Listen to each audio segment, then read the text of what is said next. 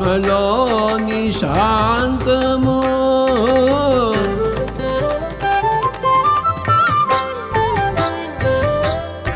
ఆత్మలోని అభయము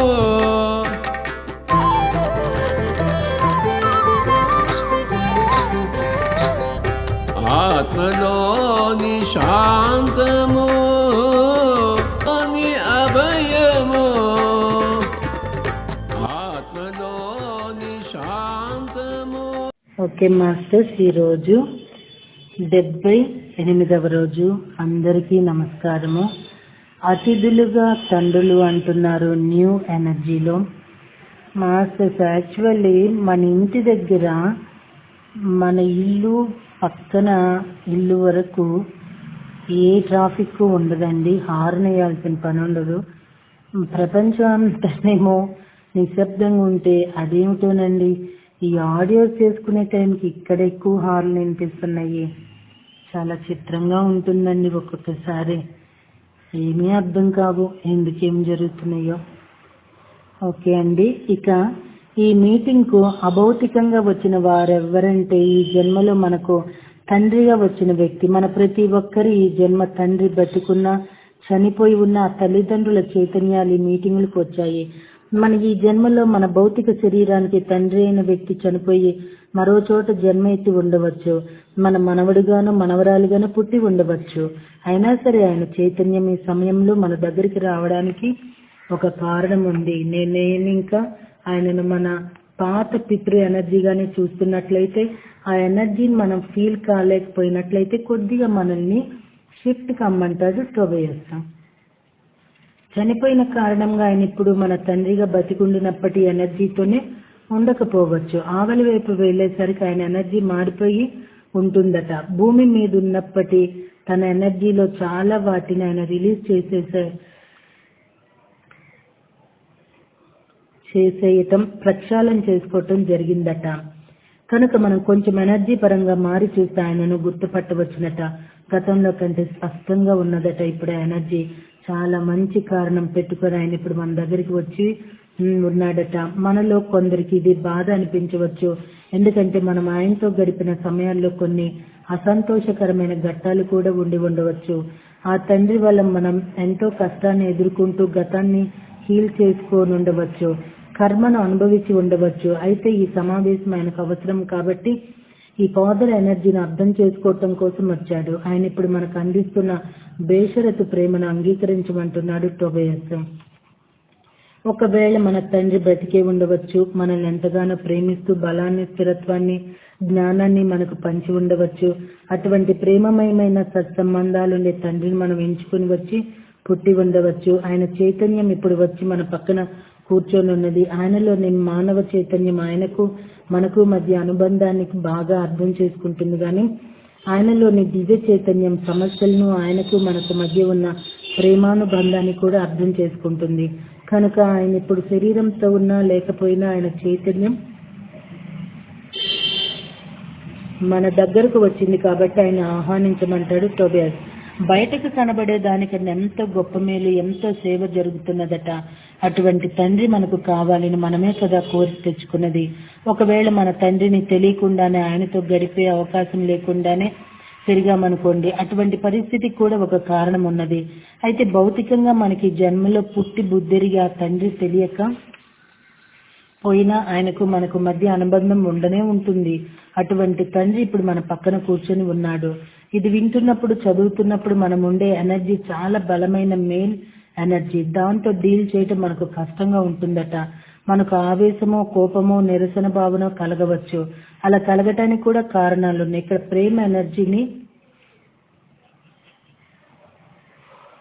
ఎమోషన్ను బ్యాలెన్స్ చేయడానికి సహాయపడాలని వచ్చిన ఏంజల్స్, రన్నర్లు మనకు ప్రేమను, ఎనర్జీని అందిస్తున్నారు. ఈ సమయంలో ఎంతో మేలు చేకూరుతున్నది మనకు పితృ ఎనర్జీ, అంటే పురుష ఎనర్జీ. అసలు ఇప్పుడు పితృ ఎనర్జీని టోబియాస్ వాళ్ళు ఆహ్వానించడానికి కారణం ఏమిటంటే, అహమాస్మి రాజ్యాన్ని గురించి మాట్లాడుకున్నప్పుడు ఇంటిని గురించి మరింత లోతుగా అర్థం చేసుకోవాలని కొందరు కోరారట. స్పిరిట్ లోని రాణులు, రాజులు గురించి చెప్పుకున్నాం. సృష్టి క్రమం చెప్పుకున్నప్పుడు రాజు రాణి ఉండాల్సిన అవసరం ఏమిటి, జాక్ మగవాడే ఎందుకు కావాలి, స్త్రీ ఎందుకు కాదు అన్న ప్రశ్నలు ఉదయించాయి. ఇలా పితృ ఎనర్జీ మీటింగ్ కు వచ్చే రోజు కోసం వేచి ఉన్నారట టోబియాస్ వాళ్ళు ఇంతకాలం. ఇప్పుడు చెబితేనే మనకు అర్థమవుతుందట. రాజ్యంలో ఏకమైతే ఏకోన్ముఖ ప్రకటనే కదా ఉంటుంది. అయితే ఒకనొక దశకు వచ్చేసరికి ఆ ఏకత్వంలో ఉన్న పరమాత్మకు తోచిందట తాను అంతర్ముఖం కావాల్సిన సమయం వచ్చిందని. అసలు ఉనికి అనేది ఎందుకున్నదో అర్థం చేసుకోవాల్సిన సమయం వచ్చింది. అంతర్ముఖమై తనని తాను అర్థంలో చూసుకోవాలని స్పిరిట్ అనుకోగానే అంతవరకు ఒకటిగా ఉన్న స్పిరిట్ రెండయింది. రాజు రాణి అయింది. అదే మెయిల్ ఎనర్జీ, ఫిమేల్ ఎనర్జీ. వారిద్దరికీ వివాహమైంది. అయినా ఏకత్వమే ఉండింది. ఈ సమయంలో భూమి మీద స్త్రీ శరీరంలో ఉండే వాళ్ళు ఒక విషయం తెలిస్తే సంతోషిస్తారు. అహమాస్మి రాజ్యంలో సింహాసనం మీద ప్రధానంగా ఉన్నది ఫిమేల్ ఎనర్జీ. స్త్రీ పురుష ఎనర్జీల బ్యాలెన్స్ కాదు. స్పిరిట్ పరమాత్మ స్త్రీ ఎనర్జీ వైపుకు ఎక్కువగా మొగ్గి ఉన్నారు. ఈ స్త్రీ పురుష పదాలను మనకు తేలిక అర్థమవటం కోసం మాత్రమే ఉపయోగిస్తున్నాడు టోబియాస్. ఈ స్త్రీ పదానికి కొన్ని లక్షణాలు, పురుష పదానికి కొన్ని లక్షణాలు ఉన్నాయి. ఆ లక్షణాలు ఇక్కడ ముఖ్యం. స్త్రీ ఎనర్జీ జన్మిస్తుంది. ఇది సృజనాత్మకత ఉన్న ఎనర్జీ. ఈ ఎనర్జీ ప్రేమతో, పోషకత్వంతో నిండి ఉంటుంది. అహమాస్మి రాజ్యం ప్రధానంగా పెరుగుతోంది. సృజనాత్మకత ఉన్నది. జన్మనివ్వటం అనేది ఉన్నది. అందువలన ఇంట్లో ఇప్పుడున్న ఎనర్జీ ప్రధానంగా స్త్రీ ఎనర్జీ. మన సమాజంలో మనం పరమాత్మను, స్పిరిట్ ను పురుషుడిగా చెప్తాము. కానీ దానిని మాతృ ఎనర్జీ అనాలి. హీలింగ్ జరగాల్సిన సమయం ఇది, మారాల్సిన సమయం. అందుకే దీని గురించి మాట్లాడుతున్నారు టోబియాస్ వాళ్ళు. మనం ఏ న్యూ ఎనర్జీలోకి అయితే వెళ్ళబోతున్నామో అది ప్రధానంగా స్త్రీ ఎనర్జీ. అది బ్యాలెన్స్ అయి ఉన్నది. అందుకే ఫెమినైన్ ఎనర్జీ అంటూ పత్రిసర్ మహిళా ధ్యాన మహాచక్రాలంటూ ఆయన ప్రథమంగా చాటి చెప్పారండి. మన సమాజంలో మన పరమాత్మను, స్పిరిట్ ను పురుషుడిగా చెప్తాం. కానీ దానిని మాతృ ఎనర్జీ అనాలి. హీలింగ్ జరగాల్సిన సమయం ఇది, మారాల్సిన సమయం ఇది.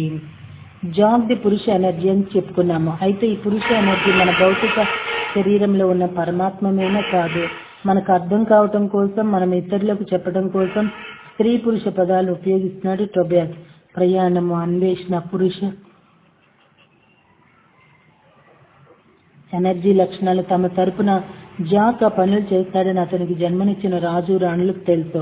ఇది వాళ్ళ ప్రేమ ప్లాన్ లో ఒక భాగం. జాక్ కి తెలియని దశలో కూడా వాళ్లకు తెలుసు ఏదో ఒకనాటి అగ్నిగోడ దాటుతాడని, దాటి ఏమీ లేని శూన్యంలోకి వెళతాడని. కానీ తొలి సృష్టి వెలుపల ఏముందో వాళ్ళిద్దరికీ అస్సలు తెలియదు. జాక్ కి అక్కడ ఏమవుతుందోనని వాళ్ళు ఒక విధంగా చెప్పాలంటే భయపడ్డారనుకోవచ్చు. అయితే ఆ ప్రయాణం వెనుకనున్న అతని ప్రేమను వాళ్ళు అర్థం చేసుకున్నారు. మనలో ప్రతి ఒక్కరూ జాకే రాజ్యం వెలుపల మనం చేసేది నమ్మశక్యంగాని గొప్ప ప్రయాణం. పరమాత్మ తరపున మనం ఏం సాధించామో ఎన్నిసార్లు చెప్పినా మనం అర్థం చేసుకోలేకుండా ఉన్నాం. మనం మాత్రమే కనిపెట్టగలిగిన దాన్ని కనుక్కోవడానికి వచ్చాం. మనం స్పిరిట్ తరపున మన జీవితం చాలా చిన్నదని మనం అనుకుంటున్నాం. కానీ అది నిజానికి ఎంత పెద్దదో మనం అర్థం చేసుకోవటం లేదు. ఆ రాజ్యంలో జాక్ ఏదో ఒకనాటికి సింహాసనం ఎక్కాలి. అయితే దానికన్నా ముందుగా అతను అనుభవపూర్వకంగా తెలుసుకోవాల్సినవి, విస్తరింపచేసి బ్యాలెన్స్ చేసుకోవాల్సినవి ఉన్నాయి. మనం ఇక్కడికి ఏ మార్గంలో వచ్చామో దానిని ఇప్పుడిప్పుడే మన శాస్త్రజ్ఞులు తెలుసుకుంటున్నారట. మన విశ్వ సృష్టి ప్రారంభాన్ని వాళ్ళు చూడటం మొదలు పెడుతున్నారట. అగ్నిగోడ గుండా దాటి వచ్చేటప్పుడు మనం శూన్యంలోకి పంపిన బేసిక్ ప్రకంపనలు వాళ్ళు ఇప్పుడిప్పుడే అర్థం చేసుకుంటున్నారట. వాళ్ళు వీటిని పరీక్షగా చూస్తూనే ఉంటారట. ఈ వేళ కాకపోతే రేపు వాళ్ళు అర్థం చేసుకుంటారట.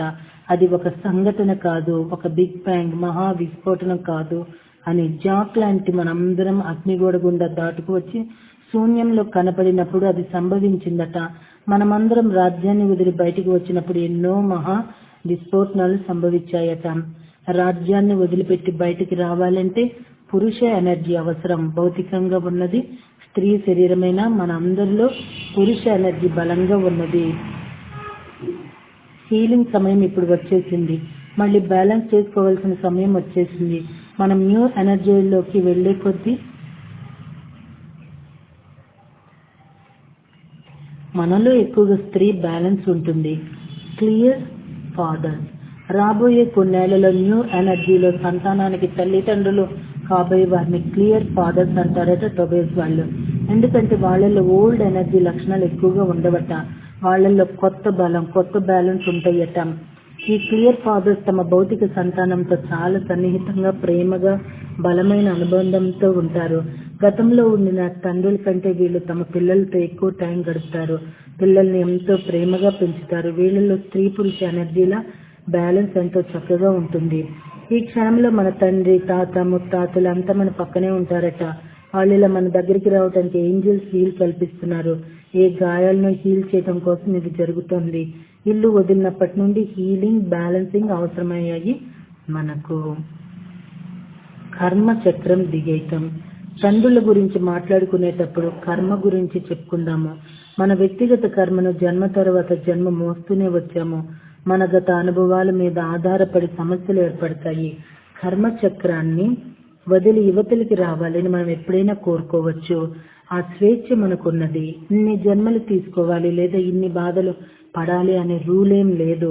మనం చేయవలసిందల్లా ఏమిటంటే ఇక ఈ చక్రాన్ని ఆపేయడానికి సిద్ధంగా ఉన్నానని నిశ్చయించుకోవటమే. అంటే భూమి మీద మన ప్రతి గత జన్మలోకి వెళ్ళి, భూమి మీదకి రాకముందు కాలంలోకి వెళ్ళి అక్కడి కర్మలను ప్రక్షాళన చేసుకోవటం అవసరం లేదు. శ్రమ పడ్డన అవసరం లేదు. ఇక కర్మచక్రాన్ని దిగేస్తున్నాను అనుకుంటే చాలు, జరిగిపోతుంది. ఈ నిర్ణయం తీసుకున్న వాళ్ళకి ఏమేమో జరిగిపోతున్నాయి. వాటిల్లో కొన్ని చాలా అద్భుతమైనవి, కానీ అవి కష్టమైన మార్పుల పరంపరను మన జీవితంలోకి తెస్తాయి. ఎందుకంటే మనం చాలా తీవ్రమైన మార్పులు త్వరితగతిన పొందుతున్నాం. కర్మ అనే ఎనర్జీ మన భౌతిక శరీరంలో నిక్షితమై ఉంది కనుక కర్మచక్రాన్ని దిగగానే దాని ప్రభావం మన శరీరం మీద ఉంటుంది. కర్మనికి మోయడానికి మనం సిద్ధంగా లేమని నిశ్చయించుకోగానే శరీరం నుంచి బయటపడడానికి మార్గం వెతుకోవాల్సి ఉంటుంది. దానికి తాత్కాలికంగా ఇది బాధ కలిగించవచ్చు. కొంతకాలం మంచాన పడినా పడవచ్చు. మనం పాత ఎనర్జీ బయటికి రావడానికి ప్రయత్నిస్తుంది కాబట్టి ఒంటి మీద బొబ్బలు రావచ్చు. అయితే మనం వాటితో ఎలా డీల్ చేయాలో, వాటిని ఎలా రిలీజ్ చేయాలో బాగా నేర్చుకుంటున్నాం. మరో రకం కర్మను గురించి చెప్పుకుందాం. మనం మన ఆత్మ ఏ కర్మచక్రాన్ని అయితే ఎక్కి అనుభవిస్తున్నదో దాని మీద నుంచి దిగి తప్పుకోవాలని నిశ్చయించుకున్నాం కదా. అయితే మరో కర్మ ఇంకా మనల్ని పట్టు వేలాడుతుంది. ఇది వంశానుగత కర్మ. దీని కుటుంబ కర్మ అని కూడా అంటారు. ఇది మన శరీరంలో, మన డిఎన్ఏలో ఉంది. దీనిని గురించి ఎందుకు చెప్పుకుంటున్నామంటే మన తల్లిదండ్రులు, తాతలు, ముత్తాతలు వచ్చి ఉన్నారు ఇప్పుడు మన దగ్గరికి. ఆ కర్మను హీల్ చేయటం కోసం వాళ్ళు వచ్చారు. మనము కుటుంబ కర్మను రిలీజ్ చేయవలసిన టైం వచ్చేసిందని చెప్పడానికే చాలా మంది వచ్చారు ఇక్కడికి. మన లోపల, మన జీవిత పటం లోపల పనిచేస్తుంది కేవలం మన వ్యక్తిగత కర్మే కాదు, కుటుంబ కర్మ కూడా. 5 తరాల క్రితమే, 10 తరాల క్రితమే, 100 తరాల క్రితమో చేసిన పనుల కర్మ అది మన శరీరంలో వంశానుగతంగా వస్తుంటుంది. అది మనకు ఆ వంశానుగత రక్తంలో నిలబడిపోయి కొన్ని రకాల రోగాలుగా కనబడుతుంది. మేబీ అండి, మరి వారసత్వంగా వచ్చే షుగర్ వ్యాధి ఒకటి ఉంది కదండి. ఎగ్జాంపుల్ చెప్పుకోవాలంటే ఓకే, ఇక్కడ అదే చెప్తున్నారు. మన వంశంలో చక్కెర వ్యాధి లక్షణాలు ఉంటే అది కర్మపరంగా మన డిఎన్ఏలోకి వచ్చేసి ఉంటుంది. వాటితో పాటు ఆవేశాలు, వంశపారపర్యంగా వస్తున్న ఆవేశాలు కూడా మన లోపల కర్మగా మోస్తుంటాము. మన తాత ముత్తాతలు ఎవరు 500 సంవత్సరాల క్రితమో, 1000 సంవత్సరాల క్రితమో, 2000 సంవత్సరాల క్రితమో చేసిన దాని వల్ల ఏర్పడిన కుటుంబ కర్మను మనం ఈ జన్మలో హీల్ చేయటానికి ప్రయత్నిస్తున్నాము. మరి జీవితం కష్టాలమయంగా ఉన్నదంటే ఉండదా? అయితే మన ఈ అనుభవాలు, కష్టాలు ఇక మన కోసం కాదట. మాస్టర్స్ చెప్తున్నారు కదండి, బంధాలు ఉండకూడదు, బంధాలు ఇరుక్కోకూడదు, దేహ భ్రాంతి ఉండకూడదు. ఈ వల్లిస్తున్న వాళ్ళు ఒకసారి మరి దీనికి అర్థాల్లోకి వెళ్ళాలేమోనండి. 2000 సంవత్సరాల క్రితం చేసిన కర్మను కూడా మనం మోసుకొస్తున్నామంటే ఈ చైన్ అసలు ఇలానే ఉంటున్నప్పుడు ఈ కర్మలొద్దు, దేహ భ్రాంతి వద్దు, బంధాలొద్దు, అనుబంధాలొద్దు అనటానికి అర్థాలు ఏమిటంటారండి? రాజ్యాన్ని వదిలి రావడానికి మనకు పురుష ఎనర్జీ అంటే అన్వేషణ కొరకే ఎనర్జీ అవసరమన్నది. అయితే ఈ పురుష శక్తి కేవలం ప్రయాణం చేయటం కాదు, యోగ్యుల్లా కూడా ఉండే ఎనర్జీ. రాజ్యాన్ని వదిలి శూన్యంలోకి వచ్చినప్పటి నుంచి మనం ఇతరులతో ఘర్షణ పడుతూనే ఉన్నాం. మనలోని ఈ పురుష ఎనర్జీ నిర్మాణ పరంగా, క్రమశిక్షణ పరంగా ఉండింది, మేధస్సుగా ఉండింది, కానీ ఇది హృదయంగా లేదు. అంటే బుద్ధితో ఆలోచిస్తుందే తప్ప మనసుతో ఆలోచించేది చాలా తక్కువ. తనని తాను సంరక్షించుకుంటూ ప్రయాణం చేసింది. ఈ పురుష ఎనర్జీ మనలోని ప్రతి ఒక్కరిలోనూ ఉన్నది. దానిని ఈవేళ మనం హీల్ చేసి బ్యాలెన్స్ చేసి రిలీజ్ చేయవలసిన సమయం వచ్చింది. అతిథులు వచ్చింది కూడా అందుకే. మనకు తెలిసిన తెలియని తాత ముత్తాతలు వచ్చి క్యూలో నిలబడి ఉన్నారట హీలింగ్ కోసం. వంశానుగతంగా రక్తంలో వస్తున్న ఈ కుటుంబ కర్మను హీల్ చేయమని మనల్ని వాళ్ళు కోరుతున్నారు. మనం దాన్ని హీల్ చేసి రిలీజ్ చేసేస్తే వాళ్ళు కూడా హీలే రిలీజ్ అయిపోతారు. ఒక క్షణం మౌనంలో ఉండి తండ్రిగా వచ్చిన పురుష ఎనర్జీని ఫీల్ అవుదాం. ఈ ఎనర్జీ మొదటి నుంచి మనలో ఉన్నది. ఇప్పుడు అది బ్యాలెన్స్ అయ్యి హీల్ కావాలని కోరుకుంటుంది.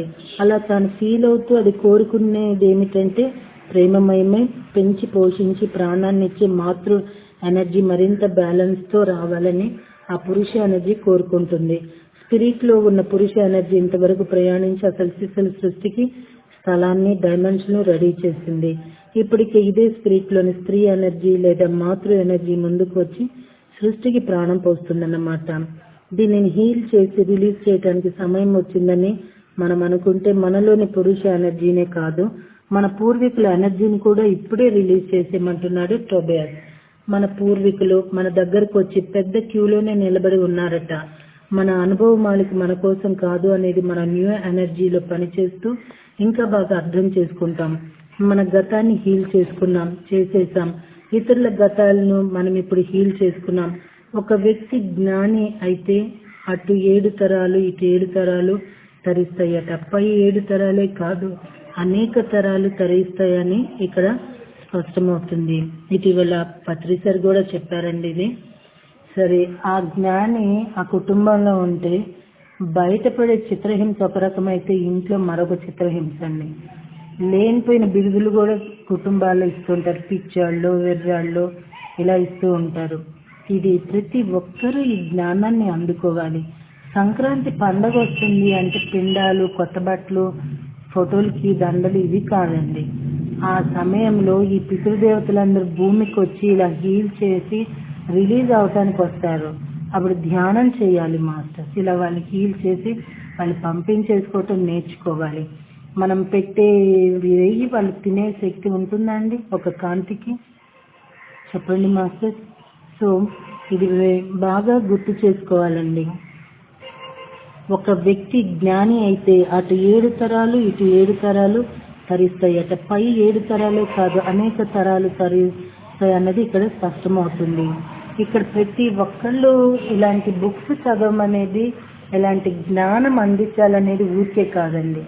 ఒక కుటుంబంలో ఆ ఇంటి కోడలు మేబీ ఒక జ్ఞాని అయ్యి ఒక ఆధ్యాత్మిక ప్రపంచంలో ఆమె ఆ జ్ఞానాన్ని అందుకుంటూ పంచుతూ ఉన్నప్పుడు ఆ కోడల్ని వాళ్ళు ఎలా తీసుకుంటారు? ఒక పిచ్చిదానిలాగానో ఒక వెరిదానిలాగానో ఏదో తను ఏం చెప్తున్నా అది తలకెక్కించుకోకుండా ఉంటారు. వాళ్ళకి తెలియని ఒక సత్యం ఏంటంటే ఆ ఇంటి కోడలే ఇటు 7 తరాలు అటు 7 తరాలని ఆమె తరింప చేసుకున్నది అని. కోడలే కాదండి, అల్లుడు అవ్వచ్చు, కొడుకు అవ్వచ్చు, ఇంకేదైనా కావచ్చు కూడా. సో ముందండి ఏదో గుడ్డెద్దు చేలో పడినట్టు పరిగెట్టడం కాదు, అలా జీవించడం కాదు, ఇలాంటివి తెలుసుకోవాలండి. ఒక మనిషి విలువ, ఒక మనిషి మన కుటుంబంలోకి వచ్చి ఒక ధ్యానం చేస్తున్నా, ఒక యజ్ఞం చేస్తున్నా, ఒక ప్రజాసేవ చేస్తున్నా ఎందుకు ఇలా ఈ వ్యక్తి చేస్తున్నారనేది యోచన ఆలోచన ఉన్న చోటన జ్ఞానం అనేది వెల్లివిరుస్తుంది. ఆ వ్యక్తి ఆ కుటుంబాన్ని తరింపచేయడానికి వచ్చినప్పుడు ఇక్కడ ప్రస్తుతం ఉన్న వ్యక్తులు ఆ వ్యక్తికి సపోర్ట్ అయినప్పుడు మరింత వేగవంతమవుతుందండి. సత్యాన్ని తెలుసుకోవటానికి ప్రయత్నించాలి, సత్యంలో బ్రతకడానికి ప్రయత్నించాలి, సత్యంగా అవ్వడానికి ప్రయత్నించాలండి. ఈ కాన్సెప్ట్ను అర్థం చేసుకునే చర్చిలు కూడా ఉన్నాయట. తమ తాత ముత్తాతల కోసం ప్రార్థన చేస్తుంటారు. వాళ్ళు ఎన్ని పాపాలు చేసినా స్వర్గంలో తమను కలవాలని ప్రార్థనలు చేస్తుంటారు వీళ్ళు. ఇలా ప్రార్థన చేయటం వెనుకనున్న విషయం వాళ్ళకు కొంతవరకు అర్థమవుతుంటుంది. కుటుంబ కర్మ అనేది ఉన్నదని వాళ్ళు అర్థం చేసుకున్నారన్నమాట. ఓకే మాస్టర్స్, మళ్ళీ రేపు ఈగో గురించి చెప్పబోతున్నారు. ఆ జ్ఞానము అందుకునే వరకు ఈ జ్ఞానాన్ని అందుకొని అందిద్దామండి. Thank you very much masters.